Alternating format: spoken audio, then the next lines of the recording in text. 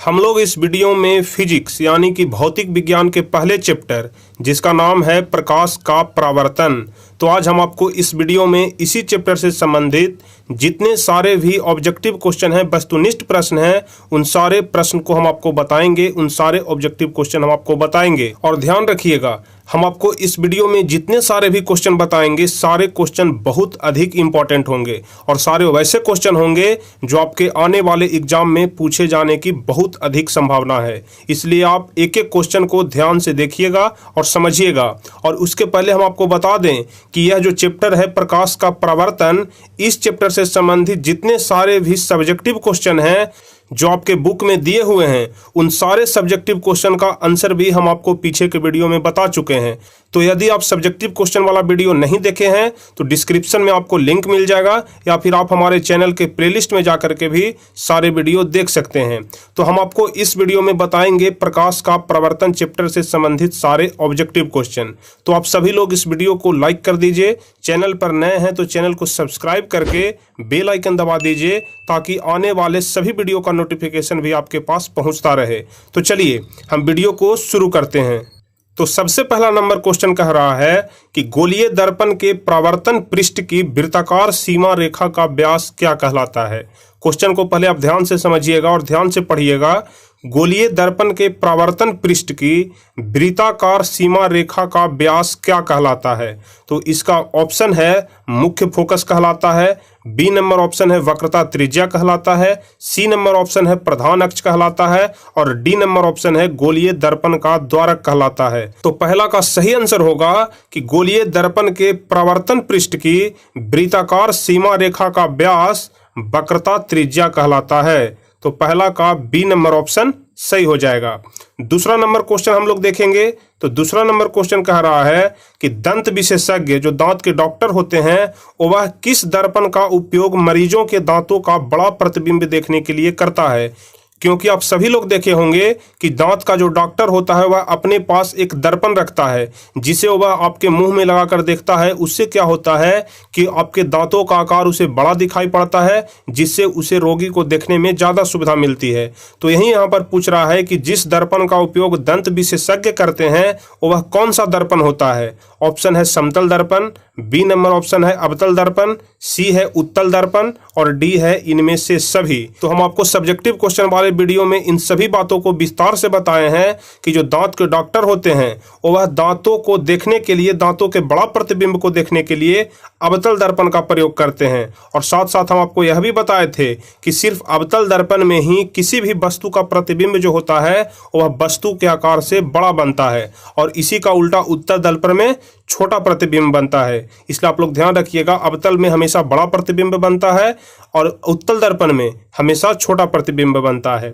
चलिए अगला number question देखेंगे। क्वेश्चन नंबर 3, यदि किसी बिंब का प्रतिबिंब, बिंब कहने का मतलब यहाँ पर वस्तु होता है, यदि किसी वस्तु का प्रतिबिंब का आवर्धन ऋणात्मक है, ठीक है, किसी भी बिंब का प्रतिबिंब जो है उसका आवर्धन ऋणात्मक है, तो उस प्रतिबिंब की प्रकृति क्या होगी। यहाँ पर प्रतिबिंब की प्रकृति के बारे में पूछ रहा है कि प्रतिबिंब वास्तविक और उल्टा होगा, कि वास्तविक और सीधा होगा, कि आभासी और सीधा होगा, कि आभासी और उल्टा होगा। तो इसका सही आंसर हो जाएगा कि वास्तविक और उल्टा होगा। यदि किसी बिंब का प्रतिबिंब का आवर्धन यदि ऋणात्मक है तो उस प्रतिबिंब का जो प्रकृति होगा वह वास्तविक होगा और वस्तु से उल्टा होगा। चलिए चौथा नंबर क्वेश्चन हम लोग देखेंगे। निम्नलिखित में से कौन उत्तल दर्पण की फोकस दूरी है। उत्तल दर्पण की फोकस दूरी निम्नलिखित में से कौन है जिसकी वक्रता त्रिज्या 32 सेंटीमीटर है।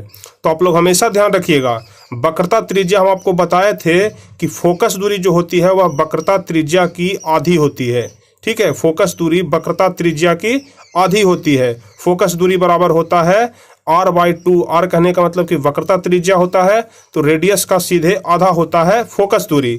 तो यहाँ पर आपका वक्रता त्रिज्या दिए हुए है 32 सेंटीमीटर, तो इसका आधा कितना हो जाएगा 16 सेंटीमीटर। इसलिए चौथा का सी नंबर ऑप्शन सही हो जाएगा। चलिए पांचवा नंबर क्वेश्चन हम लोग देखेंगे। तो पांचवा नंबर क्वेश्चन कह रहा है कि परावर्तन के नियम से निर्धारित होता है। परावर्तन के नियम से क्या निर्धारित होता है। अपतन कोण बराबर परावर्तन कोण, कि परावर्तन कोण बराबर अपवर्तन कोण, कि आपतन कोण बराबर विचलन कोण, कि इनमें से कोई नहीं। तो पांचवा का सही आंसर हो जाएगा कि परावर्तन के नियम से निर्धारित होता है आपतन कोण बराबर परावर्तन कोण, इसलिए पांचवा का ए नंबर ऑप्शन सही हो जाएगा। चलिए छठा नंबर क्वेश्चन हम लोग देखेंगे। तो छठा नंबर क्वेश्चन कह रहा है कि हवा यानी कि निर्वात में प्रकाश की चाल कितना होता है। हवा मुक्त स्थान को निर्वात कहा जाता है। अगर आपसे निर्वात का परिभाषा पूछा जाता है तो आपको बताना है कि जहां हवा न हो, हवा रहित स्थान को निर्वात कहा जाता है। ठीक है, तो बताइए निर्वात में प्रकाश की चाल कितनी होती है। ऑप्शन ए है 3 गुने 10 के पावर 8 मीटर पर सेकेंड। यहाँ पर 10 के पावर 8 है, देखने में लग रहा है कि 108 लिखा हुआ है, लेकिन यहाँ पर 10 का पावर 8 होगा। 3 गुने 10 के पावर 8 मीटर पर सेकेंड, कि 3 गुने 10 के पावर 8 सेंटीमीटर पर सेकेंड, कि 3 गुने 10 के पावर 8 किलोमीटर पर सेकेंड, कि 3 गुने 10 के पावर 8 मिलीमीटर पर सेकेंड। तो इसका सही आंसर हो जाएगा कि हवा में या फिर निर्वात में प्रकाश की चाल 3 गुने 10 के पावर 8 मीटर पर सेकेंड होता है। ठीक है, मीटर पर सेकेंड, आप ध्यान रखिएगा। चलिए सातवां नंबर क्वेश्चन हम लोग देखेंगे। प्रकाश तरंग उदाहरण है। जो प्रकाश तरंग है वह किस चीज का उदाहरण है। ध्वनि तरंग का, कि विद्युत चुंबकीय तरंग का, कि परावैगनी तरंग का, कि पराश्रव्य तरंग का। तो सातवां का सही आंसर हो जाएगा कि प्रकाश तरंग विद्युत चुंबकीय तरंग का उदाहरण है। तो सातवां का बी नंबर ऑप्शन सही हो जाएगा। चलिए आठवां नंबर क्वेश्चन देखेंगे, जो कि बहुत आसान क्वेश्चन है कि प्रकाश के परावर्तन के कितने नियम होते हैं। तो हम आपको बताए हैं कि प्रकाश के परावर्तन के 2 नियम होते हैं, इसलिए 8 का बी नंबर ऑप्शन सही हो जाएगा। चलिए 9वां नंबर क्वेश्चन हम लोग देखेंगे। तो 9वां नंबर क्वेश्चन कह रहा है कि किस दर्पण में बड़ा प्रतिबिंब बनता है। वह कौन सा दर्पण है जिसमें बड़ा प्रतिबिंब बनता है। तो हम आपको ऊपर में भी बताए कि बड़ा प्रतिबिंब हमेशा अवतल दर्पण में बनता है, इसलिए 9 का बी नंबर ऑप्शन सही हो जाएगा कि अवतल दर्पण में हमेशा बड़ा प्रतिबिंब बनता है। चलिए 10वां नंबर क्वेश्चन हम लोग देखेंगे। गोलीय दर्पण में फोकसांतर एवं वक्रता त्रिज्या के बीच संबंध है। गोलीय दर्पण में फोकसांतर एवं वक्रता त्रिज्या के बीच संबंध होता है। R बराबर 2R, कि F बराबर R, कि F बराबर R/2, कि R बराबर F/2।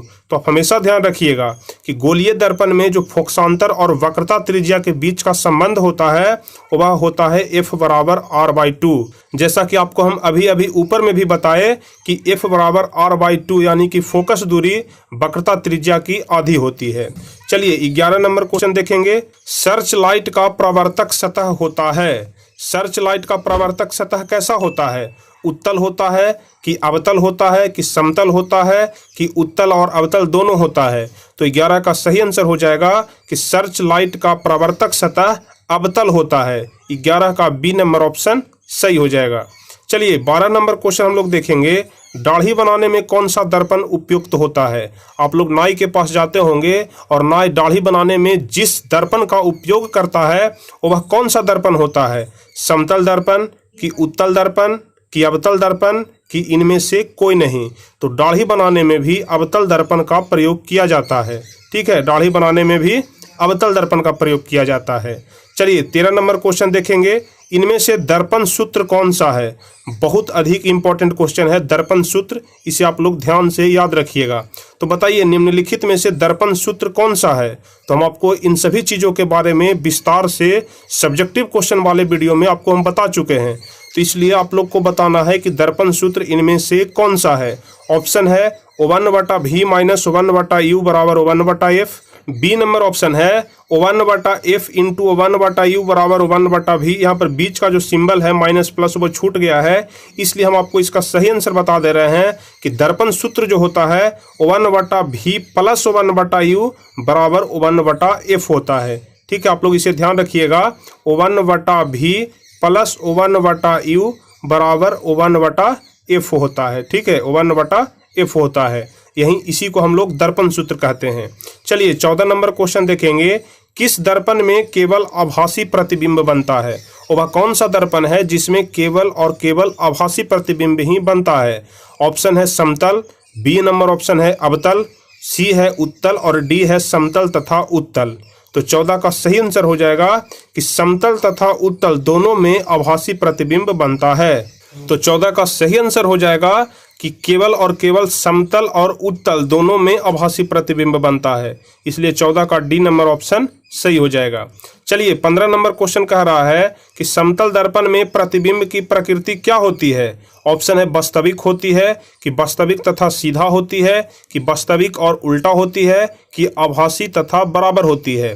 तो 15 का सही आंसर हो जाएगा कि समतल दर्पण में प्रतिबिंब की जो प्रकृति होती है वह आभासी तथा वस्तु के बराबर होती है, इसलिए 15 का डी नंबर ऑप्शन सही हो जाएगा। चलिए 16 नंबर क्वेश्चन देखेंगे। गोलीय दर्पण की फोकस दूरी उसकी वक्रता त्रिज्या की, ध्यान रखिएगा, गोलीय दर्पण की फोकस दूरी उसकी वक्रता त्रिज्या की हम आपको बताए हैं कि आधी होती है, इसलिए 16 का ए नंबर ऑप्शन सही हो जाएगा कि गोलीय दर्पण की फोकस दूरी वक्रता त्रिज्या की आधी होती है। यहाँ पर बहुत सारे स्टूडेंट कंफ्यूज कर जाते हैं, आधी होती है और दुगनी होती है। कुछ लोग हैं जो दुगनी होती है बता देते हैं, लेकिन इसका सही आंसर आप लोग ध्यान रखिएगा कि गोलीय दर्पण की फोकस दूरी उसकी वक्रता त्रिज्या की आधी होती है, F बराबर R/2 होता है। चलिए 17 नंबर क्वेश्चन देखेंगे।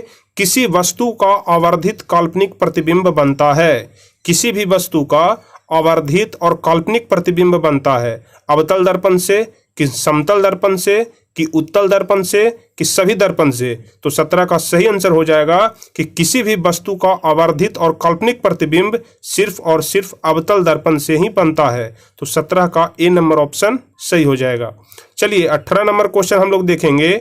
एक उत्तल दर्पण में बना प्रतिबिंब हमेशा होगा, एक उत्तल दर्पण में बना प्रतिबिंब हमेशा क्या होगा, वास्तविक और हासित होगा, कि बी नंबर है काल्पनिक और हासित होगा, कि सी है वास्तविक और आवर्धित होगा, कि डी है काल्पनिक और आवर्धित होगा। तो 18 का बी नंबर ऑप्शन सही हो जाएगा कि एक उत्तल दर्पण में बना प्रतिबिंब हमेशा काल्पनिक और हासित होता है, इसलिए 18 का बी नंबर ऑप्शन सही हो जाएगा।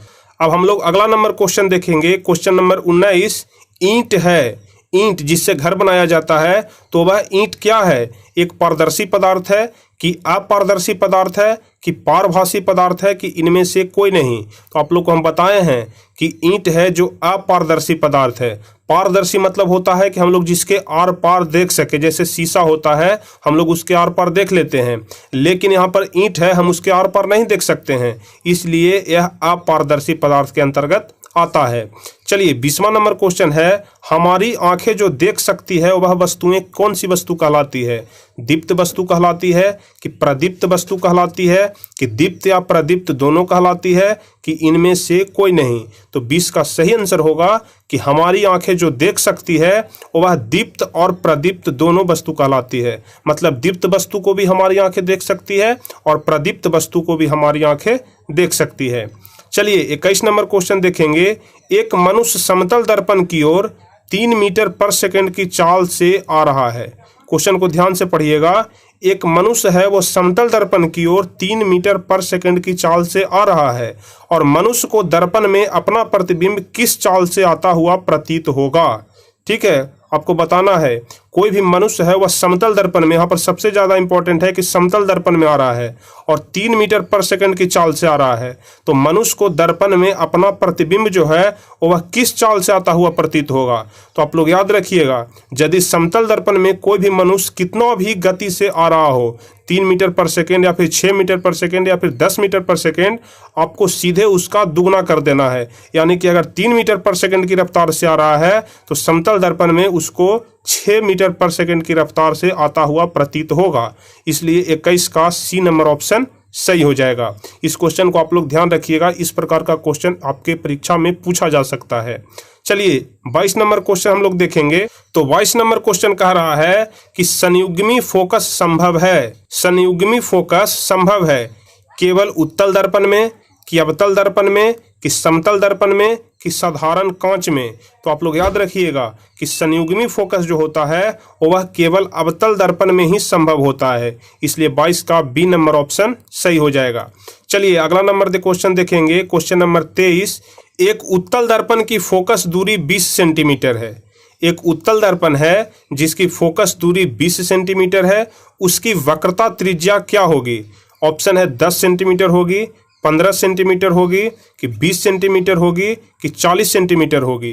तो हम आपको ऊपर में बताए हैं कि फोकस दूरी जो होता है जिसको हम लोग लिखते हैं F बराबर R/2, यानी कि फोकस दूरी वक्रता त्रिज्या की आधी होती है।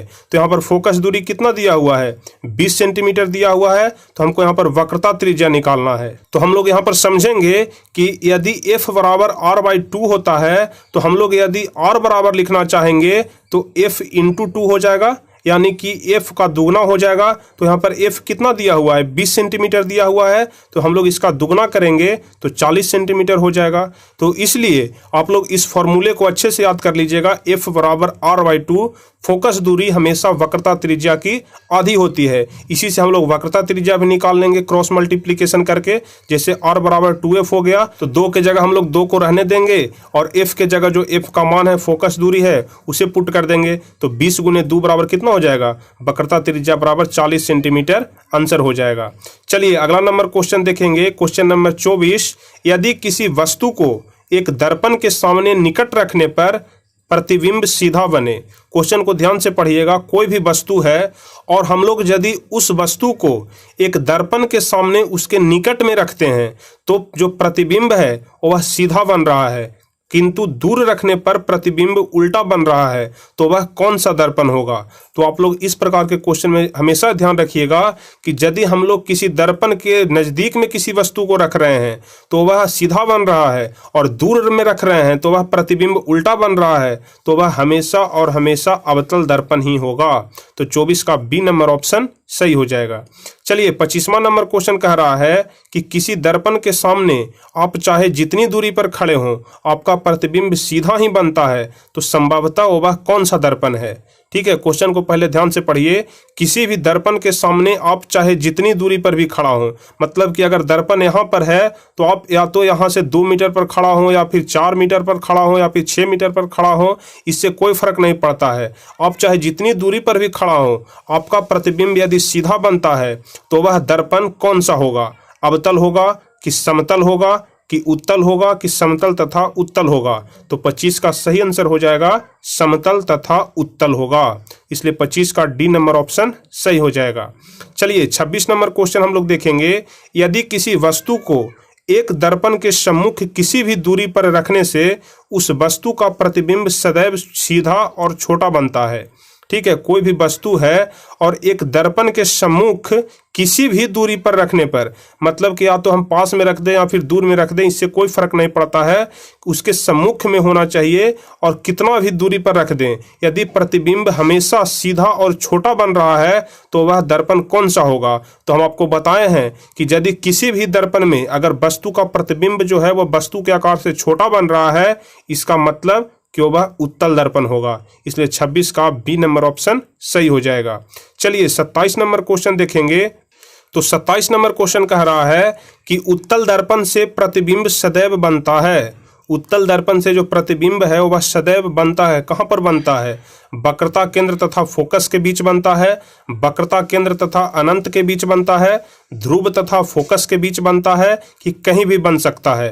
तो सबसे पहले हम आपको बता दें कि जो इस प्रकार का क्वेश्चन है कि हम लोग किसी वस्तु को किसी दर्पण के सामने कहाँ पर रखेंगे और उसका प्रतिबिंब कहाँ पर बनेगा, इसके बारे में हम आपको विस्तार से और बिल्कुल ही सरल भाषा में आपको हम पहले चैप्टर में सब्जेक्टिव क्वेश्चन वाले वीडियो में बता चुके हैं। और इस प्रकार के क्वेश्चन बहुत ज़्यादा इंपॉर्टेंट होते हैं, हमेशा 4 से 5 नंबर का प्रश्न आपको इससे संबंधित पूछा जाता है। इसलिए आप यदि विस्तार से इसे पढ़ना चाहते हैं तो पहले नंबर चैप्टर वाले वीडियो देख लीजिए, आपको वहाँ पर बिल्कुल ही अच्छी तरह से समझ में आ जाएगा। तो फिलहाल हम लोग इस क्वेश्चन में देखेंगे कि उत्तल दर्पण से प्रतिबिंब जो है वह सदैव कहां पर बनता है। तो इसका आंसर हो जाएगा ध्रुव और फोकस के बीच बनता है। ठीक है, ध्रुव और फोकस के बीच बनता है। चलिए 28 नंबर क्वेश्चन कह रहा है कि किसी वस्तु को हम तभी देख पाते हैं जब वह वस्तु प्रकाश को क्या करता है, अवशोषित करता है कि परावर्तित करता है कि अपवर्तित करता है कि परावर्तित तथा अपवर्तित दोनों करता है। तो हम आपको मानव नेत्र वाले में बताए हैं या फिर प्रकाश के प्रवर्तन वाले में भी चैप्टर में बताए हैं कि हम लोग किसी वस्तु को तभी देख पाते हैं जब वह वस्तु प्रकाश को परावर्तित करता है। ठीक है, जब वह वस्तु प्रकाश को परावर्तित करता है और उसका प्रतिबिंब हमारी आंखों के रेटिना पर पड़ता है, तभी हम किसी वस्तु को देख पाते हैं। इसलिए 28 का बी नंबर ऑप्शन सही हो जाएगा। चलिए 29 नंबर क्वेश्चन कह रहा है कि किसी दर्पण में वास्तविक प्रतिबिंब नहीं बन सकता है। किसी दर्पण में वास्तविक प्रतिबिंब नहीं बन सकता है। तो यदि वास्तविक प्रतिबिंब नहीं बन सकता है तो इसका मतलब कि वह कौन सा दर्पण है? समतल दर्पण है कि अवतल दर्पण है कि समतल तथा अवतल दोनों है कि सभी दर्पण है? तो इसका सही आंसर हो जाएगा कि यदि उसमें वास्तविक प्रतिबिंब नहीं बन रहा है, इसका मतलब कि वह समतल दर्पण है, क्योंकि समतल दर्पण में हमेशा काल्पनिक प्रतिबिंब बनता है। ठीक है, इस बात को आप ध्यान रखिएगा। चलिए अगला नंबर क्वेश्चन देखेंगे, क्वेश्चन नंबर 30 कि अवतल दर्पण के फोकस से चलती किरणें परावर्तन के बाद, यदि अवतल दर्पण है और उसके फोकस से कोई किरण चल रही है और वह अवतल दर्पण से परावर्तन के बाद किधर की ओर मुड़ जाएगी, मतलब कि प्रधान अक्ष के समानांतर हो जाती है कि प्रधान अक्ष के लंबवत हो जाती है कि ध्रुव से होकर के गुजरती है कि वक्रता केंद्र से गुजरती है। तो आप लोग याद रखिएगा, यदि अवतल दर्पण के फोकस से चलती किरणें परावर्तन के बाद प्रधान अक्ष के समानांतर हो जाती है। ठीक है, यदि अवतल दर्पण के फोकस से कोई भी किरण परावर्तित होती है तो वह प्रधान अक्ष के समानांतर हो जाती है। चलिए अगला नंबर क्वेश्चन हम लोग देखेंगे, क्या समतल दर्पण में बने प्रतिबिंब को पर्दे पर उतार सकते हैं? क्या समतल दर्पण में जो प्रतिबिंब बन रहा है उसे हम लोग पर्दे पर उतार सकते हैं, हाँ या नहीं? तो इसका आंसर हो जाएगा नहीं। हम लोग समतल दर्पण में बने प्रतिबिंब को पर्दे पर नहीं उतार सकते हैं। ठीक है, तो इसलिए 31 का बी नंबर ऑप्शन सही हो जाएगा। अब 32 नंबर क्वेश्चन हम लोग देखेंगे। तो 32 नंबर क्वेश्चन कह रहा है कि प्रकाश की एक किरण किसी समतल दर्पण पर 60 डिग्री का कोण बनाते हुए टकराती है। कोई यदि समतल दर्पण है उस पर 60 डिग्री का कोण बनाते हुए कोई किरण उससे टकरा रही है, तो उसका परावर्तन कोण क्या होगा? 60 डिग्री होगा कि 30 डिग्री होगा कि 45 डिग्री होगा कि 90 डिग्री होगा? तो आप लोग हमेशा ध्यान रखिएगा, अगर किसी दर्पण से, ठीक है, अगर किसी समतल दर्पण से 60 डिग्री का कोण बनाते हुए कोई भी किरण टकराती है तो उसका परावर्तन कोण उसका आधा होता है, यानी कि इसका सही आंसर 30 डिग्री हो जाएगा। चलिए 33 नंबर क्वेश्चन हम लोग देखेंगे, समतल दर्पण से किसी वस्तु का प्रतिबिंब, समतल दर्पण से किसी वस्तु का प्रतिबिंब वास्तविक बनता है कि आभासी बनता है कि बड़ा बनता है कि छोटा बनता है? तो 33 का सही आंसर हो जाएगा कि समतल दर्पण से किसी वस्तु का प्रतिबिंब आभासी बनता है। ठीक है, 33 का बी नंबर ऑप्शन सही हो जाएगा। आप लोग यहाँ पर एक बात ध्यान रखिएगा कि आभासी और काल्पनिक दोनों एक ही चीज होता है। तो यदि आभासी की जगह काल्पनिक भी दिया रहे कि काल्पनिक बनता है तो आपको वह भी सही आंसर होगा, क्योंकि आभासी और काल्पनिक दोनों एक ही चीज होता है। चलिए 34 नंबर क्वेश्चन की तरफ हम लोग बढ़ेंगे। किसी वस्तु का अवतल दर्पण द्वारा बना प्रतिबिंब आभासी, सीधा तथा वस्तु से बड़ा पाया गया। कोई भी अवतल दर्पण द्वारा, क्योंकि अवतल दर्पण में ही बड़ा प्रतिबिंब बनता है, तो बताइए कि किसी वस्तु का अवतल दर्पण द्वारा बना प्रतिबिंब यदि आभासी है, सीधा है और वस्तु से बड़ा है तो वह वस्तु की स्थिति कहाँ होना चाहिए, यानी कि वह वस्तु कहाँ पर रखा हुआ होगा कि उसका प्रतिबिंब आभासी भी होगा, सीधा भी होगा और वस्तु से बड़ा भी होगा। वस्तु को हम लोग कहाँ पर रखेंगे? मुख्य फोकस और वक्रता केंद्र के बीच रखेंगे कि वक्रता केंद्र पर रखेंगे कि वक्रता केंद्र से परे रखेंगे कि दर्पण के ध्रुव तथा मुख्य फोकस के बीच रखेंगे? तो इसका सही आंसर हो जाएगा दर्पण के ध्रुव तथा मुख्य फोकस के बीच रखेंगे, तभी उसका प्रतिबिंब है जो आभासी, सीधा और वस्तु से बड़ा बन सकता है। इसलिए 34 का डी नंबर ऑप्शन सही हो जाएगा। 35 नंबर क्वेश्चन कह रहा है कि निम्नलिखित में किस दर्पण द्वारा किसी वस्तु का वास्तविक प्रतिबिंब मिल सकता है? निम्नलिखित में किस दर्पण द्वारा किसी वस्तु का वास्तविक प्रतिबिंब मिल सकता है? हम आपको यहाँ पर जितने सारे भी क्वेश्चन बता रहे हैं, ऐसा क्वेश्चन आपको कहीं पर देखने के लिए नहीं मिलेगा। तो 35 नंबर क्वेश्चन को आप लोग ध्यान से समझिएगा। निम्नलिखित में किस दर्पण द्वारा किसी वस्तु का वास्तविक प्रतिबिंब मिल सकता है? और वह कौन सा दर्पण है जिसके द्वारा हमें वास्तविक प्रतिबिंब प्राप्त होता है? उत्तल दर्पण कि समतल दर्पण कि अवतल दर्पण की इनमें से कोई नहीं? तो 35 का सही आंसर हो जाएगा कि वास्तविक प्रतिबिंब हमें अवतल दर्पण द्वारा प्राप्त होता है। इसलिए 35 का सी नंबर ऑप्शन सही हो जाएगा। अब 36 नंबर क्वेश्चन हम लोग देखेंगे, उत्तल दर्पण द्वारा बना प्रतिबिंब कैसा होता है? उत्तल दर्पण द्वारा बना प्रतिबिंब कैसा होता है? हमेशा सीधा होता है कि हमेशा उल्टा होता है कि सीधा और उल्टा दोनों होता है कि इनमें सभी गलत है? तो याद रखिएगा, उत्तल दर्पण द्वारा बना प्रतिबिंब हमेशा सीधा होता है। 36 का ए नंबर ऑप्शन सही हो जाएगा। चलिए 37 नंबर क्वेश्चन कह रहा है, अवतल दर्पण में आवर्धित काल्पनिक प्रतिबिंब बनाने के लिए वस्तु को कहाँ रखा जाता है? अवतल दर्पण में आवर्धित और काल्पनिक दोनों प्रकार के प्रतिबिंब बनाने के लिए वस्तु को कहाँ रखा जाता है? फोकस पर रखेंगे कि फोकस के अंदर रखेंगे कि वक्रता केंद्र से परे रखेंगे कि वक्रता केंद्र और फोकस के बीच रखेंगे?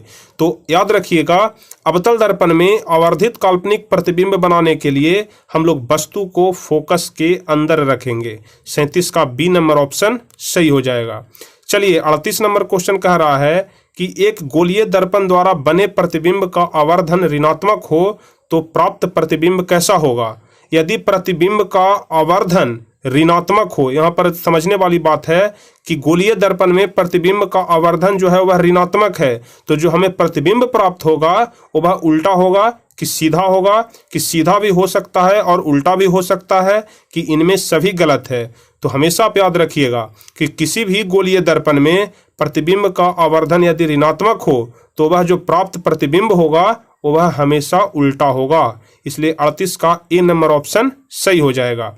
अब हम लोग 39 नंबर क्वेश्चन की तरफ बढ़ेंगे। साइड मिरर के रूप में उपयोग होता है। साइड मिरर कहने का मतलब कि मोटरसाइकिल के या फिर कार के या फिर गाड़ी के जो बगल में ड्राइवर के पास जो दर्पण लगाया जाता है उसी को साइड मिरर बोलते हैं। ठीक है, तो साइड मिरर के रूप में जो दर्पण लगाया जाता है वह कौन सा दर्पण होता है? ऑप्शन ए है उत्तल दर्पण, यहाँ पर लेंस लिखा गया है, यहाँ पर दर्पण होगा। ऑप्शन ए है उत्तल और ऑप्शन बी है अवतल, सी है दोनों और डी है इनमें से कोई नहीं। तो 39 का सही आंसर हो जाएगा साइड मिरर के रूप में उत्तल दर्पण का प्रयोग किया जाता है। चलिए 40 नंबर क्वेश्चन कह रहा है कि सोलर कुकर में व्यवहार किया जाता है। सोलर कुकर में कौन से दर्पण का प्रयोग किया जाता है? अवतल दर्पण का कि उत्तल दर्पण का कि समतल दर्पण का कि परावैलिक दर्पण का? तो 40 का सही आंसर हो जाएगा कि सोलर कुकर में हमेशा अवतल दर्पण का प्रयोग किया जाता है। हम आपको पहले भी यह चीज बता चुके हैं कि सोलर कुकर में अवतल दर्पण का प्रयोग किया जाता है।